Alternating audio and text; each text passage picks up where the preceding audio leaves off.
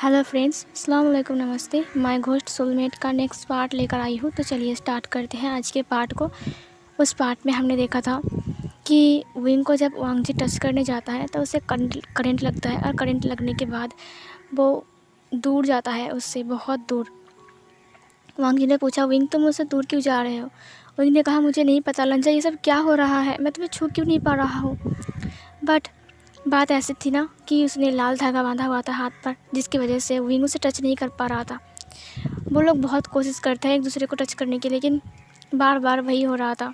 Wing उससे दूर जा रहा था, वो भी छिड़क कर। कभी विंग दीवार से जाकर लगता है तो कभी किसी फर्नीचर से उसका सिर टकरा जाता है। वांगजी ने कहा, विंग तो क्या तुम मेरे करीब कभी नहीं आ सकते? विंग ने अच्छे से लान वांगजी को देखा और कहा, तुमने आखिर किया है जो मैं तुम्हें छू नहीं पा रहा हूँ। फिर विंग की नज़र वांगजी के हाथ पर जाता है। वो देखता है कि वांगजी ने हाथ पर लाल धागा बांध के रखा है।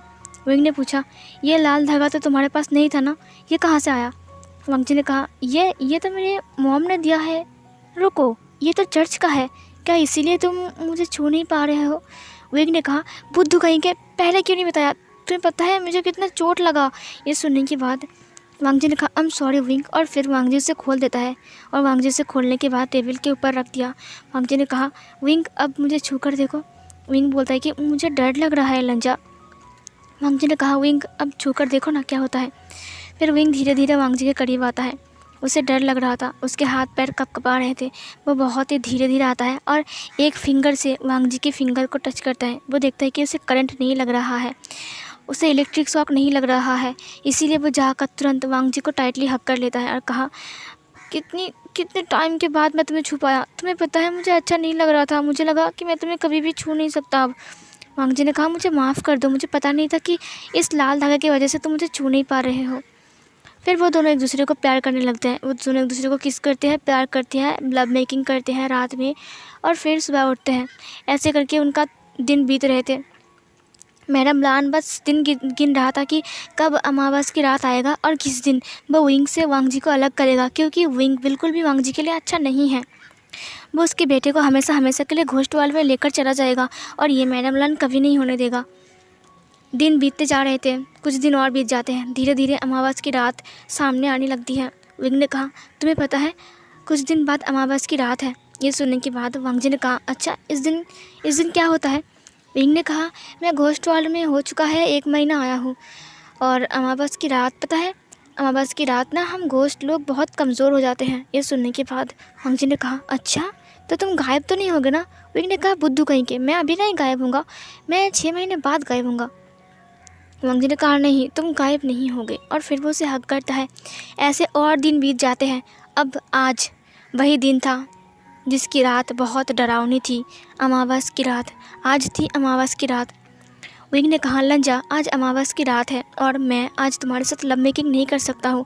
ये सुनने के बाद वांगजी ने कहा, क्यों विंग? और फिर वो विंग को हक करता है। विंग ने कहा, हम ये नहीं कर सकते, वैसे भी मैं अभी जब चांद छिप जाएगा तब मैं कमज़ोर हो जाऊँगा। अगर तुम मेरे साथ लव मेकिंग करोगे तो मैं खुद को संभाल नहीं पाऊँगा, मेरी तबीयत ख़राब हो जाएगी। मैं भी एक घोस्ट हूँ, माना कि मैं एक घोस्ट हूँ, लेकिन तबीयत तो मेरी भी है ना। ये सुनने के बाद वांगजी ने कहा, ठीक है आज हम सिर्फ कटल करेंगे और किस करेंगे, एक दूसरे को हक करके सोएंगे। ये सुनने के बाद विंग ने कहा, ठीक है।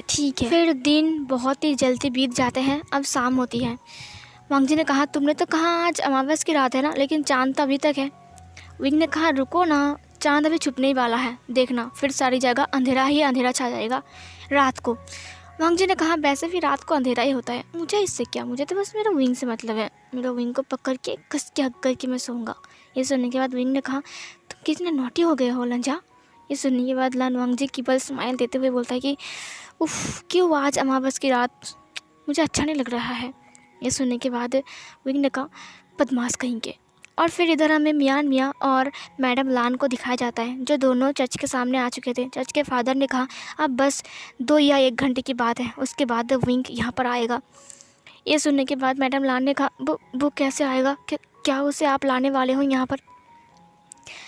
चर्च के फादर ने कहा, हाँ मैं उसे यहाँ पर ही लाऊँगा, और उसके बाद आप लोगों को लान वांगजी को ये समझाना पड़ेगा कि वो विंग नहीं है, वो कोई बुरी आत्मा है, ठीक है, जिसकी मदद से वांगजी उससे दूर हो जाएगा और आसानी से मैं उस आत्मा को इस बोतल में कैद कर सकता हूँ। ये सुनने के बाद मियान मियाँ ने कहा ठीक है, लेकिन वो हमें कुछ करेगा तो नहीं ना। चर्च के फादर ने कहा जब तक मैं हूँ तब तक वो आप दोनों का कुछ नहीं बिगाड़ सकता है। थोड़े थोड़े करके वक्त बीतते जाते हैं। विंग और वांग जी बातें कर रहे थे अपने रूम पर, और इधर वो चर्च का फादर स्पेल पढ़ना स्टार्ट कर देते हैं। वो जादू टोना क्या बोलते हैं, जो करते हैं जो भी आत्मा के लिए, वो सब करना स्टार्ट कर देता है। कैंडल्स वगैरह जलाता है और कुछ चीज़ें लाता है जो कि नमक वगैरह ऐसा कुछ, ठीक है। फिर वो अपनी हाथ को काटता है, थोड़ा सा खून निकालता है वहाँ से, और फिर वो स्पेल पढ़ने लगता है। धीरे धीरे चाँद भी गायब होने लगती है, अंधेरा धीरे धीरे छा रही थी। इधर विंग बोलता है कि मैं बहुत कमज़ोर हो रहा हूँ लंजा। इधर वो चर्च का फादर स्पेल मतलब कि मैजिक जो करते हैं ना, वो किए जा रहा था, और वो फाइनली उस कागज़ पे आग लगा देता है, और इसी दौरान चाँद भी पूरी तरीके से गायब हो चुका था। विंग ने कहा ये मुझे क्या हो रहा है, मेरी पूरी बदन जल क्यों रहा है। वांग जी ने कहा क्या हुआ विंग, तुमने तो कहा था बस तुम कमज़ोर हो जाओगे, तुम ऐसे कूद कूद के कहाँ जा रहे हो। ये सुनने के बाद विंग ने कहा लैंजन, मेरी पूरी बॉडी जल रही है, क्या हो रहा है मुझे समझ में नहीं आ रहा है, बहुत जल रहा है, जैसे कि किसी ने मेरी बॉडी पर आग लगा दिया हो। ये सुनने के बाद लान वांग जी ने कहा विंग तुम ठीक तो हो ना। वो विंग को टच करने जाता है, लेकिन विंग की बॉडी इतनी गर्म थी कि वांग जी की हाथ जल जाती है। वांग जी ने कहा विंग तुम्हें क्या हो रहा है, तुम्हारी बॉडी इतनी गर्म क्यों है, तुम तो कोल्ड हो ना। विंग ने कहा मुझे नहीं पता। फिर तभी विंग को कुछ चीज़ पीछे से खींचने लगी। विंग ने कहा ये मुझे क्या हो रहा है, मुझे ऐसे कौन खींच रहा है, कौन है ये, मुझे ऐसे क्यों खींच रहा है, क्या चाहता है मुझसे। और फिर कोई चीज़ विंग को खींचते हुए उस रूम से बाहर लाता है। वांग जी भी विंग के पीछे पीछे आ रहा था। वांग जी ने कहा विंग रुको, तुम कहाँ जा रहे हो। विंग ने कहा मुझे पता नहीं लंजा, मुझे कोई खींच रहा है, मुझे खुद नहीं पता कि मैं कहाँ जा रहा हूँ। लंजा मैं सच सच बोल रहा हूँ, मुझे बचा लो लंजा, लगता है कोई मुझे ऐसे खींच रहा है। लान वांग जी ने कहा विंग तुम चिंता मत करो, मैं तुम्हें कहीं भी जाने नहीं दूंगा, कहीं भी नहीं। और फिर लान वांग जी भी उसके पीछे पीछे जाने लगता है। विंग खींचते हुए सीधा उस चर्च के पास जाता है। विंग ने कहा नहीं, मैं अंदर नहीं जाऊंगा। और फिर विंग एक पेड़ की टहनियों को पकड़ लेता है। वांग जी ने कहा विंग तुम्हें क्या हुआ है। वांग जी भी उसके सामने ही था, वो दौड़ कर आ रहा था। विंग की पूरी बॉडी उसे अंदर की तरफ खींच रही थी, लेकिन विंग की हाथ उस टहनी पर अटकी हुई थी। विंग की जो वजन था वो टहनी सह नहीं पाता है, वो टहनी टूट जाता है, और विंग सीधा धड़ाम से उस चर्च के अंदर जाता है और उस चर्च के सामने गिर जाता है। जब वो गिर जाता है तब उसकी आंखें बंद हो जाती हैं। थोड़ी देर बाद उसकी आंखें खुलती हैं। वो देखता है कि उसके सामने एक चर्च का फादर है और उसके चारों ओर कैंडल्स लगी हुई है। विंग को सब कुछ धुंधला धुंधला दिखाई दे रहा था। विंग के कानों में एक आवाज़ आती है विंग उठो, तुम्हें क्या हो गया है। विंग छोड़ो मुझे छोड़ो, मुझे विंग के पास जाने दो, क्या कर रहे हो आप लोग उसके साथ। विंग धीरे धीरे अपनी आंखें खोलता है, उसका सिर बहुत भारी था। धीरे धीरे वो आंखें खोलता है और खुलने के बाद वो अपने आसपास देखा, उसके चारों ओर कैंडल्स थी, उसे घेरे हुई थी, और चर्च का फादर उसके सामने था। ये देखने के बाद विंग वांग जी की तरफ देखता है। वांग जी चिल्ला रहा था विंग तुम ठीक तो हो ना। वांग जी ने कहा विंग भाग जाओ यहाँ से, विंग तुम भाग जाओ यहाँ से। बट विंग वहाँ से निकल ही नहीं पा रहा था। विंग लाख कोशिश करता है, लेकिन वो जैसे कैंडल्स के ऊपर से निकलने जाता है वैसे ही बहुत सारी आग उसे अटैक कर देता है, जिसकी वजह से विंग रोने लगा। विंग ने कहा कौन हो तुम, क्या चाहते हो, छोड़ दो मुझे, जाने दो। चर्च के फादर ने कहा तुम कौन हो और तुम इस लड़के के साथ क्या कर रहे हो। विंग ने कहा मैंने उसे कुछ भी नहीं किया, मैं तो बस उसका दोस्त हूँ। और तभी चर्च के फादर ने कहा तुम उसके दोस्त हो या फिर उसका दुश्मन, तुम्हें पता नहीं कि एक घोस्ट एक इंसान से दोस्ती नहीं कर सकता है। विंग ने कहा हाँ मुझे पता है कि एक घोस्ट एक इंसान से दोस्ती नहीं कर सकता है, लेकिन हम तो बस दोस्त हैं ना, मैंने उससे कुछ किया भी नहीं है, और हम दोनों एक दूसरे को जानते तक है। ये सुनने के बाद चर्च के फादर ने कहा जैसा भी है तुम अब मर चुके हो, इसीलिए वो तुम्हारा दोस्त नहीं है, वो एक इंसान है और तुम एक घोस्ट हो। विंग ने कहा मैं एक घोस्ट हूँ, लेकिन आज तक मैंने कभी भी लांजा को चोट नहीं पहुँचाया है, प्लीज़ मुझे छोड़ दीजिए। चर्च के फादर ने कहा अच्छा ठीक है। वांग जी चिल्लाते हुए कहा छोड़ दो मेरे विंग को छोड़ दो, मेरे विंग को कुछ मत करो। इधर मियान मियाँ और मैडम लान को तो कुछ भी दिखाई नहीं दे रहा था, सिर्फ उसे चर्च का फादर और वांग जी देख पा रहा था, और विंग इधर उधर जाने के लिए तड़प रहा था और वांग जी रो रहा था। तभी मैडम लान ने कहा चुप करो, वो विंग नहीं है। जब मैडम लान ये बोलता है तो वांग जी चुप हो जाता है। वांग जी मैडम लान की तरफ देखते हुए बोलता है कि क्या बोला आपने, वो विंग है, किसने कहा आपसे कि वो विंग नहीं है। मैडम लान ने कहा, उसने तुम्हें धोखा दिया है बेटा, वो विंग नहीं है, वो विंग की आत्मा नहीं है, वो झूठ बोल रहा है, वो तुम्हारा खून पी रहा है। ये सुनने के बाद वांग जी ने विंग की तरफ देखा। वांग जी ने कहा, ऐसा नहीं हो सकता है, ये मेरा विंग है, इसके सारे आदत विंग के जैसे है। ये सुनने के बाद चर्च के फादर ने कहा, वही तो तुम धोखा खा गई यहाँ पर। ये सुनने के बाद वांग जी ने कहा, धोखा? और तभी चर्च के फादर ने कहा, इसने तुम्हें धोखा दिया है, ये तुम्हारा विंग नहीं है, कोई विंग नहीं है, ये एक बुरी शक्ति है, एक बुरी आत्मा। ये सुनने के बाद विंग ने कहा, नहीं लंजा, ये झूठ बोल रहा है, मैं तुम्हारा विंग हूँ। ये सुनने के बाद चर्च के फादर ने कहा, एक बात कहूँ, ये बुरी आत्मा इंसानों के ऊपर हावी होती है, और पता है ये तुम्हारे पास क्यों आया है? क्योंकि इसे पता है कि तुम विंग का दोस्त हो, और ये बिल्कुल विंग जैसा बनने का नाटक कर रहा है, ये बिल्कुल भी विंग जैसा नहीं दिखता है। यह सुनने के बाद लान वांग जी ने कहा, लेकिन इसकी सारी की सारी हरकतें मेरे विंग जैसा है। चर्च के फादर ने कहा, हाँ उसने एक्टिंग किया बस तुम्हारे साथ रहने के लिए। मेरी बात मानो लान वांग जी, ये विंग नहीं है। वांग जी ने विंग की तरफ देखा, विंग की आंखों में आंसू थे। वांग जी ने कहा, ये जो भी है इसे छोड़ दो, बस ये मेरे साथ रहना चाहता है, ये मेरा दोस्त है। चर्च के फादर ने कहा, ये तुम्हारा दोस्त नहीं है, ये तुम्हें मार डालेगा, तुम सुनते क्यों नहीं हो? वांग जी ने कहा, वैसे भी मैं मर चुका हूँ, मेरी ज़िंदगी में कुछ भी नहीं था, जब से ये मेरी ज़िंदगी में आया है तब से मुझे खुशियाँ मिली है, अगर ये विंग भी नहीं हुआ तो भी मैं इसके साथ रहना चाहता हूँ। ये सुनने के बाद चर्च के फादर ने कहा, तुम पागल हो क्या? घोस्ट और इंसान साथ में नहीं रह सकते हैं। वांग जी ने कहा, तो क्या हुआ, मैं रहूँगा। चर्च के फादर ने सोचा, ये इतना चिल्ला रहा है, इतना ज़ोर ज़ोर से चीख रहा है, ये मेरी बात नहीं सुनेगा, ये विंग से दूर नहीं हटेगा, मुझे ही कुछ करना पड़ेगा। फिर वो विंग के पास जाता है और बोलता है कि तुम्हें क्या चाहिए, क्या तुम्हें चाहते हो कि ये मर जाए, या इंसान तुम चाहते हो कि ये मर जाए? विंग ने कहा, नहीं मैं नहीं चाहता कि ये मर जाए। ये सुनने के बाद उस चर्च के फादर ने कहा, तुम बोल रहे हो कि तुम नहीं चाहते हो, लेकिन तुमने सारा बंदोबस्त तो कर लिया है इसे मारने का। विंग ने कहा, मैंने? चर्च के फादर ने कहा, क्या तुम्हारे घोस्ट वार्ड के जो लीडर है उसे पता है कि तुम एक इंसान के साथ रह रहे हो? ये सुनने के बाद विंग अपने सिर को ना में हिलाता है। चर्च के फादर ने कहा, देखो तुम विंग हो या फिर कोई और हो, मुझे इससे कोई लेना देना नहीं है, मुझे बस इंसानों को बचाना मेरा यही काम है, मैं तुम्हारी कोई बुराई नहीं चाहता हूँ। एक बात कान खोल कर सुन लो, अगर तुम इसके साथ रहे और तुम्हारे जो लीडर है उसे पता चल गया कि तुम एक इंसान के साथ रह रहे हो, तो वो क्या करेगा पता है? वो तुम्हें यहाँ पर अलग करने के लिए आ जाएगा, और जब लान वांग जी को पता चलेगा कि वो तुम्हें अलग करना चाहता है, तुम्हें वो उसकी ज़िंदगी से दूर ले जाएगा। जब उसे ये पता चलेगा तब वो क्या करेगा? जब वो कुछ करने जाएगा तो तुम्हारा जो लीडर है वो वांग जी को मार देगा। तुम्हें नहीं लगता कि तुम गलत कर रहे हो? क्या तुम उसके जान लोगे? ये सुनने के बाद विंग ने कहा कि क्या, ये तो मैंने कभी नहीं सोचा।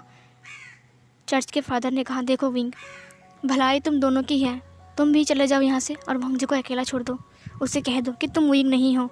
ये सुनने के बाद विंग ने कहा, लेकिन मैं कैसे कहूँ? चर्च के फादर ने कहा, अगर तुमने नहीं कहा तो फिर तुम्हारे लीडर को जब पता चलेगा तब वो आकर वांग जी को मार कर तुम्हें यहाँ से ले जाएंगे। तुम नहीं चाहते हो? भलाई इसी में है कि तुम सब कुछ बोल कर यहीं से चले जाओ। ये सुनने के बाद विंग ने कहा, अगर वांग जी खुश रहेगा तो मैं ये करूँगा, वैसे भी मैं तो बस 6 महीने तक हूँ, उसके बाद तो मैं गायब हो जाऊँगा, अच्छा होगा कि मैं उससे पहले ही उससे दूर हो जाऊँ। फिर वांग जी चिल्ला के बोला, हे तुम मेरे विंग के साथ क्या बात कर रहे हो? ये सुनने के बाद चर्च के फादर ने कहा, तुम्हारा विंग? लेकिन ये तो तुम्हारा विंग नहीं है। यह सुनने के बाद लान वांग जी ने कहा, ये मेरा विंग है, मेरा विंग है। चर्च के फादर ने कहा, तो पूछो इससे कि ये तुम्हारा विंग है कि नहीं। अभी ये सच बोलेगा, क्योंकि अब ये मरने वाला है, मतलब कि ख़त्म होने वाला है, मर तो वो पहले से गया है। वांग जी ने कहा, विंग कह दो इनसे कि तुम मेरा विंग हो, कह दो।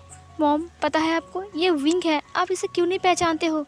विंग ने कहा, नहीं मैं विंग नहीं हूँ। ये सुनने के बाद वांग जी विंग की तरफ देखता है और बोलता है कि विंग, ये तुम क्या बोल रहे हो?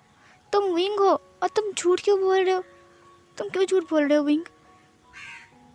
विंग ने कहा, मैं सच बोल रहा हूँ, मैं विंग नहीं हूँ, मैं कोई तुम्हारा विंग नहीं हूँ, मैं एक बुरी आत्मा हूँ जो तुम्हारे पास तुम्हारे खून चूसने के लिए आया था। वांग जी ने कहा, नहीं कह दो ये झूठ है, तुम झूठ बोल रहे हो ना। विंग ने कहा, ये सच है, मैं विंग नहीं हूँ, मैं एक बुरी आत्मा हूँ जो कि तुम्हारा विंग बन के तुम्हारा फ़ायदा उठा रहा था। वांग जी बोलता है कि क्या तुम विंग नहीं हो? विंग ने कहा, नहीं हूँ मैं विंग, नहीं हूँ मैं विंग, क्यों बोल रहे हो? मैं विंग नहीं हूँ, कहा ना तुम्हें। ये सुनने के बाद लान वांग जी ने कहा, तुम झूठ क्यों बोल रहे हो विंग? विंग ने कहा, मैंने कहा ना मैं झूठ नहीं बोल रहा हूँ और मेरा नाम विंग नहीं है। ये सुनने के बाद वांग जी ने कहा तो फिर मेरे साथ नाटक क्यों किया, क्यों बोला कि तुम विंग हो, क्यों मेरे साथ रात बिताई, क्यों मुझे प्यार किया, क्यों मुझे किस किया, क्यों तुमने मुझे टच करने दिया, बोलो। ये सुनने के बाद विंग ने कहा क्योंकि ये सब में मेरा फ़ायदा था इसीलिए। वांग जी नीचे बैठ गया और कहा तुम झूठ कह रहे हो ना विंग। विंग ने कहा मैं झूठ नहीं बोल रहा हूँ, मैं विंग नहीं हूँ। और ये बोलने के बाद विंग पीछे मुड़ जाता है, वो बहुत रोने लगता है। वो अपने आंसुओं को पोंछते हुए बोलता है कि नहीं, मुझे कमज़ोर नहीं होना है, मुझे वांग जी को बोलना है कि मैं विंग नहीं हूँ ताकि वो मुझे भूल जाए, बस भूल जाए। विंग ने पीछे मुड़कर कहा मैं विंग नहीं हूँ, मैं तुम्हारा विंग नहीं हूँ। वांग जी ने कहा धोखा, तुमने मुझे धोखा दिया। विंग ने कहा हाँ धोखा दिया, तुम जैसे बुद्धू इंसान को धोखा देना बहुत आसान है। वांग जी ने विंग की तरफ देखा, वांग जी की आंखों में आंसू थे और विंग गुस्से से बोल रहा था तुम बहुत बुद्धू हो, ना समझ इंसान, और तुम तो एक नंबर के बेवकूफ़ हो।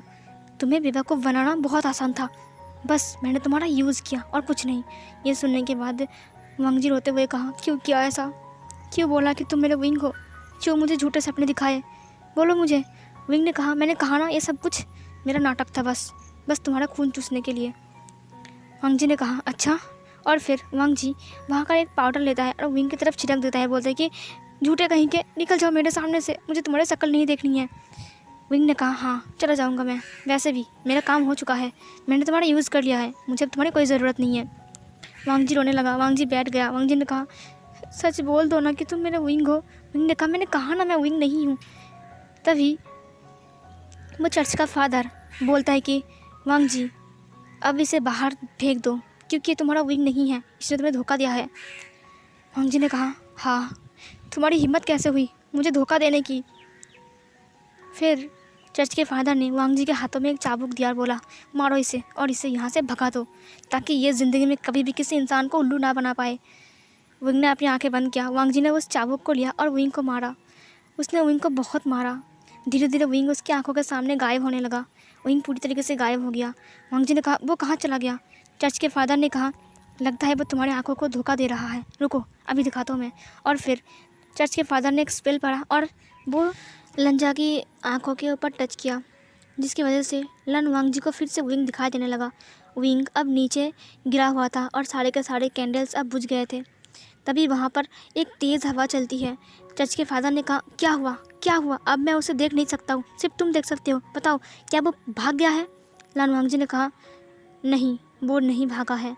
और तभी वहाँ पर तीन पर्सन आता है, न्यूसेन, वेनिंग और मोनिका।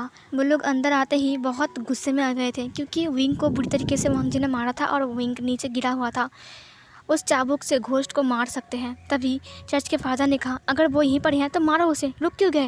वांग जी ने कहा रुकिए। और तभी वो 3 पर्सन वो लोग अंदर आते हैं और विंग को बोलते हैं कि विंग तुम्हें क्या हुआ है, विंग उठो, विंग उठो, तुम्हें क्या हुआ है विंग। मोनिका ने कहा क्या इसे किसी ने चोट पहुंचाया। तभी वेनिंग ने देखा कि वांग जी के हाथों पर वही चाबुक है जिससे घोस्ट को मारा जाता है। वेनिंग ने कहा क्या लान वांग जी ने विंग को मारा है। मोनिका ने देखा कि लान वांग जी की चाबुक से खून निकल रहा है। उसने कहा विंग तो एक घोस्ट है ना, तो विंग की बॉडी से खून क्यों निकल रहा है। तभी न्यूसेन ने कहा हाँ वो एक घोस्ट है, लेकिन वो चाबुक सिर्फ और सिर्फ घोस्ट के लिए बनाया गया है। अगर किसी घोस्ट को एक बार मारा जाता है तो उसकी सारी की सारी हड्डियाँ टूट जाती हैं, और पता नहीं लान वांग जी ने विंग को कितनी बार मारा है। चर्च के फादर ने कहा लान वांग जी तुम्हें क्या हुआ है, तुम क्या देख रहे हो, मारो विंग को, मारो उसे और इस बोतल में कैद कर लो। लान वांग जी ने कहा 1 मिनट। और तभी इधर मोनिका ने कहा लान वांग जी क्या तुम्हारे पास दिल नहीं है, विंग तुमसे प्यार करता था और तुमने उसे इतना मारा। तुमने उसे क्यों मारा, वो तो तुम्हारे पास वापस आ गया था ना, वो तुम्हारे साथ रहना चाहता था और तुमने उसे ऐसे मारा इस तरह से। पता है उसकी हड्डियाँ टूट चुकी है, उसे फिर से ठीक करना पड़ेगा और ठीक करने के लिए पता नहीं कितने दिन लग जाएंगे। तुम्हें एहसास भी है तुमने क्या किया है, वो तुमसे इतना प्यार करता था और तुमने उसका अंजाम इस तरह से दिया। वांग जी सिर्फ मोनिका को देख रहा था और उसकी बातों को सुन रहा था। मोनिका ने कहा जिस दिन विंग ने तुम्हारा हाथ छोड़ दिया था तब तुमने कहा था कि विंग मेरा हाथ नहीं छोड़ो, मत छोड़ो, तुम नीचे गिर जाओगे, मैं तुम्हें उठा लूँगा ऊपर, हम साथ में खेलेंगे। लेकिन अब जब विंग तुम्हारा हाथ पकड़ के रहना चाहता है तब तुम उसका हाथ छोड़ रहे हो।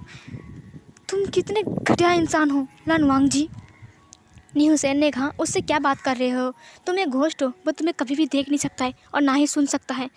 मोनिका ने कहा, हाँ तुमने सही कहा, मैं भी किससे बात कर रहा हूँ, एक पागल इंसान से। और इधर न्यूसेन ने कहा, चलो हम विंग को लेकर यहाँ से जाते हैं। और फिर वो लोग विंग को लेकर वहाँ से जंगल की तरफ चले गए उठाकर। चर्च के फादर ने कहा, लानवांग जी क्या हुआ, क्या वो लोग यहाँ पर हैं? लानवांग जी ने कहा, नहीं है यहाँ पर। ये सुनने के बाद चर्च के फादर ने कहा, क्या हुआ था, वो कहाँ भाग गया, किस तरफ से गया, क्या वो जंगल की तरफ गया या फिर शहर की तरफ? वांग जी ने कहा, मैंने नहीं देखा, वो कहाँ गया? और ये बोलने के बाद वांग जी के हाथों से वो चाबुक गिर गया। वांग जी की आंखों में आंसू थे। वांग जी वहाँ से धीरे धीरे चलते हुए बाहर जाता है। वो चर्च से बाहर आ जाता है और आने के बाद वो वहाँ पर बैठ जाता है। तभी बारिश स्टार्ट हो जाती है। लानवांग जी के ऊपर बारिश गिर रही थी और लानवांग जी चिल्ला कर बैठ कर रो रहा था। सो फ्रेंड्स, यहीं पर ये वाला पार्ट ख़त्म होती है। तो चलिए नेक्स्ट पार्ट में मिलते हैं। तब तक के लिए आप लोग खुश रहिए, हेल्दी रहिए। Bye bye.